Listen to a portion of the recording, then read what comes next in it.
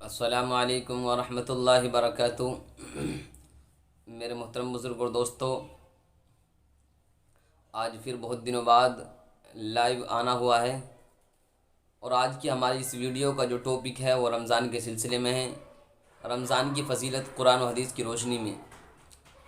میرے محترم بزرگ اور دوستو، اللہ تبارک و تعالیٰ نے قرآن کریم کے اندر ارشاد فرمایا، یا ایھا الذین آمنوا کتب علیکم الصیام کما کتب علی الذین من قبلکم لعلکم تتقون، کہ اے ایمان والو، تم پر روزے فرض کیے گئے جس طرح تم سے پہلی امتوں پر فرض کیے گئے تھے، تاکہ تمہارے اندر تقوی پیدا ہو جائے۔ تو قرآن کریم کے اندر سب سے پہلے روزے کی فرضیت کو ثابت کیا گیا کہ اے ایمان والو، تمہارے اوپر بھی روزے فرض کیے گئے جس طرح تم سے پہلی امتوں پر روزے فرض کیے گئے تھے، تاکہ تمہارے اندر تقوی پیدا ہو جائے۔ رمضان شریف کا مہینہ میرے محترم بزرگ اور دوستو اتنا مبارک مہینہ ہے، اس کی بڑی فضیلت آئی ہیں۔ رمضان کے بارے میں نبی کریم صلی اللہ علیہ وسلم نے ارشاد فرمایا کہ رمضان کے مہینے کو تمام مہینوں پر ایسی فضیلت حاصل ہے جیسا کہ اللہ تبارک و تعالیٰ کو تمام مخلوق پر فضیلت حاصل ہے۔ تو کتنا افضل مہینہ ہے میرے محترم بزرگ اور دوستو۔ اس سلسلے میں رمضان کی خصوصیت کے بارے میں اللہ کے رسول صلی اللہ علیہ وسلم سے حدیث مروی ہے، اور اس کی افضلیت یعنی وہ حدیث مروی ہے جسے عثمان رضی اللہ تعالیٰ عنہ نے بیان کیا ہے نبی کریم صلی اللہ علیہ وسلم کی حدیث کو۔ فرمایا کہ اس میں ایک ایسی رات آتی ہے جو 1000 مہینوں سے بہتر ہے، یعنی 1000 راتوں سے نہیں بلکہ 1000 مہینوں سے بہتر ہے۔ اس رات کو لیلۃ القدر کہتے ہیں۔ مطلب یہ سمجھنا چاہیے کہ اللہ تعالیٰ سے تعلق رکھنے والے بندے اس رات میں قرب الہی کی اتنی مسافت طے کر سکتے ہیں جو دوسری راتوں میں نہیں کر سکتے۔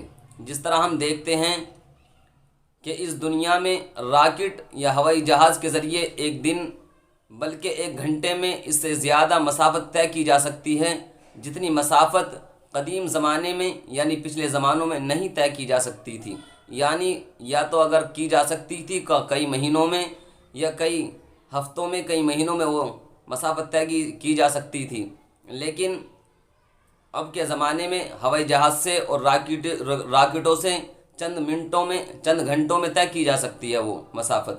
تو اسی طرح لیلۃ القدر میں اللہ تبارک و تعالیٰ سے بندہ اتنا قریب ہو جاتا ہے، اللہ تبارک و تعالیٰ کے قرب کو اتنا پا لیتا ہے جتنا اور مہینوں میں یا اور راتوں میں نہیں پاتا۔ تو میرے محترم بزرگ اور دوستو، اس مہینے کے اندر ہی وہ رات آتی ہے لیلۃ القدر جسے کہتے ہیں، اور اسی مہینے کے اندر قرآن کریم نازل ہوا۔ تو میرے محترم بزرگ اور دوستو، رمضان کا مہینہ بڑا افضلیت کا مہینہ ہے، اس کی ہمیں قدر کرنی چاہیے، اور رمضان کے روزے ہمارے اوپر فرض کیے گئے ہیں جو قرآن سے بھی ثابت ہیں اور حدیث سے بھی ثابت ہیں۔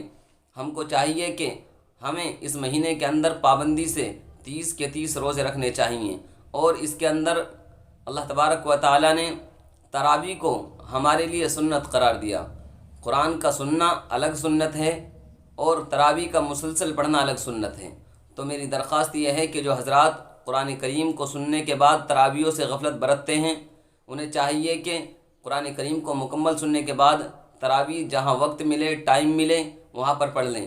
بہت سارے حضرات 10 دن کا قرآن سننے کے بعد یا 6 دن کا قرآن سننے کے بعد یہ سمجھتے ہیں کہ ہم نے پورا حق ادا کر دیا رمضان کا، تراویحوں کا نہیں، بلکہ قرآن کی ایک سنت کو ادا کیا ہے ان لوگوں نے۔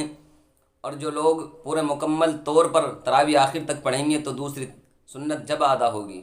تو اس لیے میرے محترم بزرگ اور دوستوں، ضرورت ہے کہ ہم رمضان کو اپنی زندگیوں میں اچھی طریقے سے ادا کریں، جو اللہ تبارک و تعالیٰ نے ہمارے لیے افضلیت کا مہینہ رکھا ہے۔ اسی مہینے کے اندر اللہ تبارک و تعالیٰ ہماری رزق کے اندر برکت کرتے ہیں۔ جیسا آپ دیکھتے ہیں کہ انسان اس مہینے کے اندر ایسی ایسی اللہ کی نعمتیں کھاتا ہے جو عام طور سے اور مہینوں میں نہیں کھاتا۔ اس لیے دعا گو ہیں کہ اللہ تبارک و تعالیٰ ہمیں کہنے اور سننے سے زیادہ عمل کی توفیق عطا فرمائے۔